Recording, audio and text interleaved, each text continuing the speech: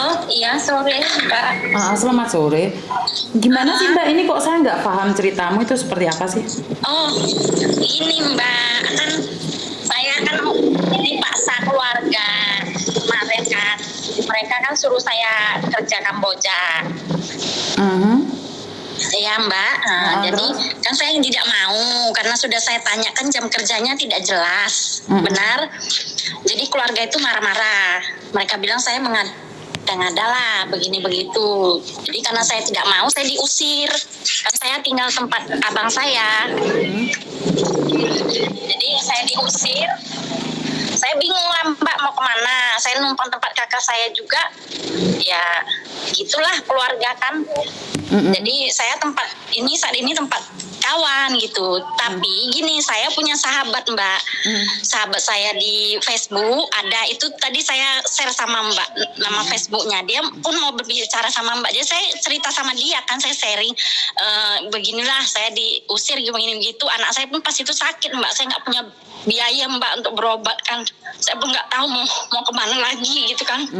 Jadi dia bilang dia mau membantu, tapi kan dia tidak bisa mengirimkan uang Mbak dari luar negeri katanya. Jadi dia bilang dia akan mengirimkan saya barang itulah mungkin nanti bisa membantu untuk saya jual di sini gitu Mbak. Jadi dia kirim lah semalam tuh barang, ya ada macam apa ya handphone gitu kan Mbak, ada tas saya lihat, terus ada juga ya macam jam tangan atau apa gitu, saya pun kurang paham. Dia bilang sudah dipaketkan dia Mbak gitu. Jadi pengiriman dari Jerman tuh waktu hari Sabtu ya kalau nggak salah. Jadi pengiriman kata dia sampai Senin. Jadi rupanya benar Mbak. Saya pikir kan, saya juga kurang percaya ya Mbak, namanya juga kita baru berteman hanya di Facebook gitu. Dia bilang yakinlah gitu. Jadi tiba-tiba memang dari bandara tadi subuh saya ditelepon dari bandara ini, dia transitnya di Batam barang tadi. Transitlah di Batam, bea cukai Batam, pihak sana lah menelepon saya kan berkali-kali, ya saya angkat lah.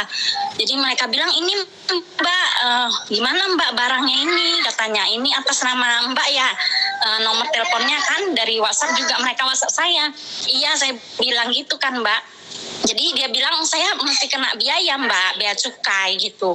Sedangkan ya saya aja makan aja pun udah saat ini gitu nggak tahu lagi gitu kan. Jadi dari mana lah saya untuk menebus bea cukai di situ katanya. Jadi tertahanlah barang tadi di bandara di Batam gitu, nggak dilanjutkan lah karena saya kan tidak melakukan pembayaran. Jadi saya menghubungi dia kembali lah. Saya bilang ini barang saya pun bingung, di sini saya harus membayar cukai, saya bilang. Sementara kamu kan tahu saya pun makan aja pun udah gimana, saat ini pun saya numpang di rumah teman kan. Gitu. Memang saya mau kerja. Halo. Makan sini gitu loh. Terus? Iya, jadi saya sampaikan sama dia. Jadi dia bilang, tolong kamu usahakan mencari pinjaman untuk menebus itu, karena kan itu bisa untuk membantu kamu. Ya tapi orang tidak percaya, saya punya teman kamu di Jerman dan kamu mengirimkan saya barang tuh tidak ada yang percaya. Saudara sendiri pun tidak ada yang mau bantu. Saya bilang, tidak ada orang yang percaya sama saya bilang gitu. Ya, jadi gimana lah caranya gitu. Aku bilang tolonglah ya, aku ke pihak bandara juga WhatsApp kan. Aku bilang juga tolonglah diapa dulu ya, jangan dibongkar, jangan diapa-apain paketnya, saya usahakan dulu ya kan Mbak. Saya kan bingung Mbak gitu, kemana lah nyari uang segitu. Namanya pun zaman sekarang ya Mbak, orang pun makan pun susah kan. Ya orang pun nggak percaya Mbak gitu. Itu tadi saya ada kasih tahu dia juga bahwasanya ya Mbak mau ada teman saya berbicara sama dia, saya bilang gitu Mbak. Saya pun bingung sekarang, barang itu ya tertahan di bea cukai Mbak, saya nggak punya uang gitu untuk menebus itu. Oke, ditahan di bea cukai. Minta uang berapa dari bea cukai? 7,5 juta Mbak, bea cukainya. Oke, pertanyaan saya, kamu yakin barang itu ada?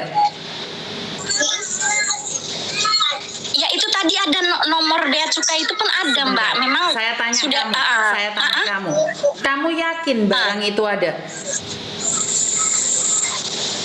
Ya dari pihak mereka memfotokan memang kotak barang itu sampai Mbak. Saya nggak nanya itu. Saya nanya kamu yakin barang itu ada? Pertanyaan saya ke kamu. Kamu yakin barang itu ada? Ya kalau bilang yakin gimana ya Mbak? Ya yakin dia pun bilang memang iya dia mengirimkan dari pihak bandara pun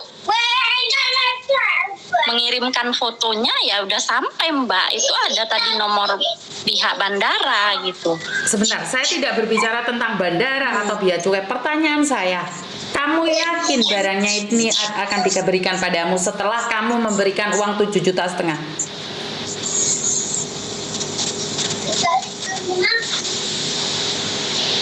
Halo? Ya itu bisakah Mbak berbicara pada teman saya itu Mbak? Bisa Mbak. Sambungkan. Oh dia melalui Facebook Mbak. Kamu itu tidak namanya pernah kenal dia. Kamu tidak pernah kenal dia. Tiba-tiba ada laki-laki kirim barang ke kamu. Kamu aja buat makan susah di Indonesia. Posisimu ada di Indonesia. Kamu masih percaya dengan kata-kata orang yang mengirimkan barang dan minta uang. Mbak, bangun. Itu palsu. Itu bohong. Kalau laki-laki itu benar, dia tidak akan meminta uang dari kamu. Saya kirim barang ke anak saya, saudara saya dari Jerman kirim barang ke saya, itu tidak perlu bayar uang, Mbak. Langsung diantarkan di depan muka kita. Tidak perlu ngomong jadi di dia saya bayar lagi Mbak. Nggak perlu. Iya makanya itu saya kan nggak paham kan Mbak, makanya saya bertanya gitu pada yang mengerti gitu, kenapa saya harus membayar lagi. Karena barang itu tidak pernah ada, dan itu adalah sindikat yang ada. Kan kamu hampir bekerja di Kamboja juga, kamu tahu kan? Iya. Ya itu pekerjaan di Kamboja seperti itu. Menipu. Betul. Oh. Jadi kalau kamu masih percaya sekarang ini dan mereka mengatakan bahwa mereka kirim barang ke kamu, itu tidak ada sayang. Iya, tapi gimana ya Mbak, aku pun tadi ada terlanjur minjam uang gitu. Memang belum saya kirimkan ke sana, tapi saya terlanjur pinjam uang Mbak. Terlanjur pinjam uang, kamu kembalikan uangnya? Kan belum dikirim. Tapi dia minta ini Mbak, dia sudah minta dibungakan. Ya itu kan urusan kamu Mbak. Kamu udah minjem sama orang nih. Ya dibungakan, ya jelas lah kamu sudah ambil uangnya. Ya terserah kamu mau mengembalikan apa enggak, itu urusanmu. Tapi aku bilang sama kamu, kalau kamu dapat uang pinjaman dari luar sana dan kamu akan ditipu, maka kamu hidupnya lebih mengenaskan. Kamu sudah diusir dari keluargamu dan sekarang kamu harus punya utang yang tidak kamu nikmatin. Kamu boleh utang kalau buat makan, tapi kalau utang buat orang laki-laki lain yang sudah saya katakan itu scammer, ya terserah kamu. Saya ingin menyelamatkan uangmu yang 7,5 juta ini. Kalau kamu percaya omongan saya, kalau kamu nggak percaya, monggo kirimkan saja ke dia. Paham maksud saya? Oh, jadi istilahnya kalau memang dia mengirimkan ke saya, istilahnya itu saya hanya menerima kan Mbak. Betul. Nggak lagi harus. Kamu posisinya jadi kalau di Medan nih, kamu buat makan dirimu saja susah. Bagaimana mungkin laki-laki tiba-tiba mengirimkan dengan itu semua? Tidak mungkin Mbak. Di logika tidak masuk Mbak.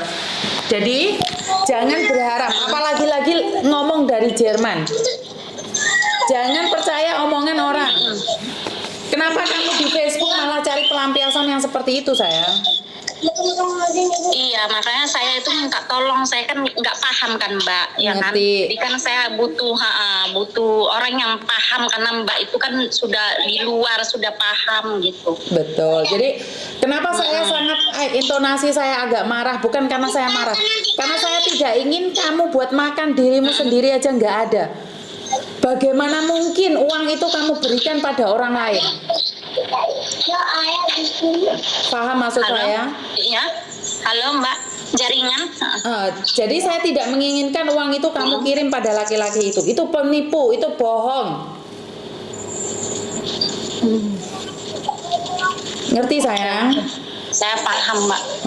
Jangan jangan ya. Saya sudah terlanjur Mbak, jadi saya pun harus membayar uang orang lah. Membayar uang orang masih selamat, uangmu belum kamu kirim. Lebih bahaya lagi kalau kamu uang sudah dikirim dan barang tidak ada. Apa nggak lebih gila kamu? Iya, menanggung hutang yang banyak ya, Mas. Betul. Untung kamu sadar loh. Biasanya orang yang ketipu tuh tidak sadar loh.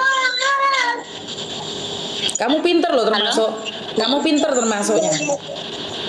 Iya, tadi saya kan dapat ngambil nomor, saya kan kurang paham kan, Mbak. Ya saya ngecek juga kode negara kan supaya saya bisa ngubungi Mbak.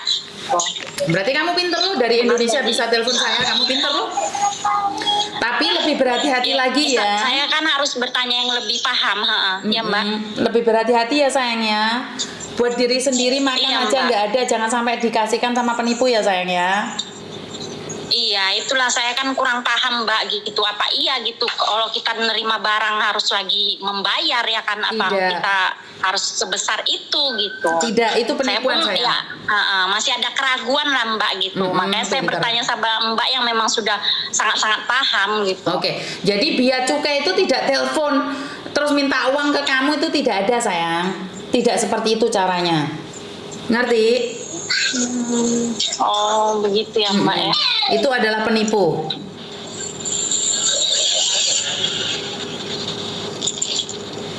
Ada yang lain lagi? Oke iya Mbak. Ya saya itu aja Mbak, memang bingung gitu ya. Di blok aja. Daripada Sekarang nomornya di blok semua sayang. Halo? Semua nomornya di blok. Facebookmu dimatiin dulu. Facebookmu dimatiin dulu. Di blok semuanya. Oh iya. Oke Mbak. Oke, terima Oke, kasih. Mbak. Iya, makasih banyak ya Mbak. Bye bye. Oke. Mbaknya tuh sebenarnya sudah pinter ya, tapi yang namanya pikiran judek, nggak tahu harus seperti apa dan bagaimana, masih terkesima dengan penampilan laki-laki yang katanya dari Jerman dan akhirnya dia sudah meminjam uang dan akhirnya memberikan bunga, tapi dia masih beruntung karena uangnya belum dikirim. Jadi masih bersyukur uangnya belum dikirim. Jadi ini sangat mengenaskan sekali bagi saya pribadi, karena ternyata sindikat itu ancamannya bukan cuma TKW ya, ternyata ancamannya pada semua orang, pada lapisan masyarakat. Jadi jangan sampai punya rasa tamak, itu yang harusnya kita kendalikan. Jangan punya rasa tamak, paham? Jadi itu aja dari saya. Kurang lebihnya saya minta maaf. Wassalamualaikum warahmatullahi wabarakatuh. Berkat Tuhan mengalir atas hidup kita semua. Semoga semua makhluk hidup bahagia dan terima kasih. Bye-bye.